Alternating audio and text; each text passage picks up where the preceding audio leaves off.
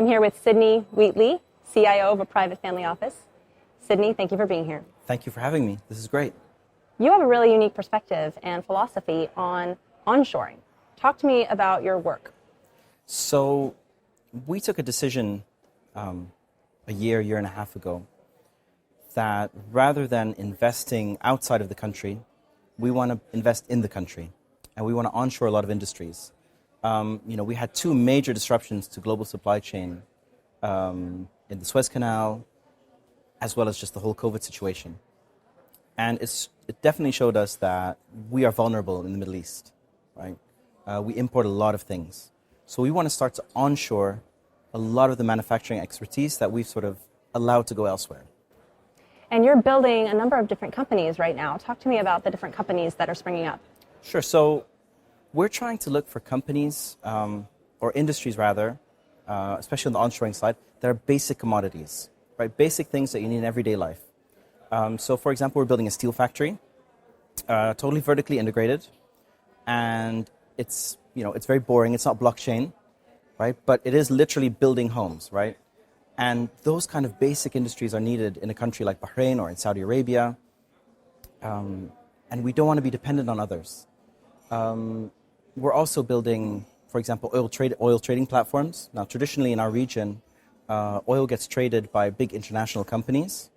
Now, we would rather try and do that ourselves, rather than allow the big conglomerates to take a piece of that.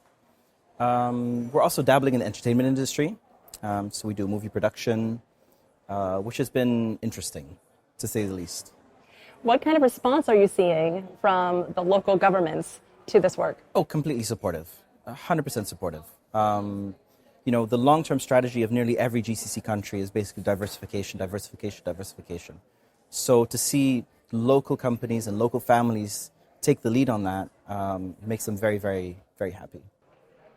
What business models are you prioritizing for your family offices to make sure that they are sustainable and growing over the next 5 years? So the way we think about our companies, we don't even think about them over 5 years, to be honest with you, right? Our target is like 10, 20, 30 years.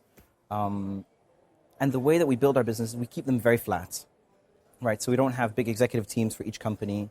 It's completely flat organization. Most people report directly to the family office. And that sort of direct connection allows us to understand what's happening in the businesses, where we need to invest more, where we need to adjust our strategy on the fly. And typically what you'll find in family offices is that gets done very fast, right? We don't have quarterly meetings.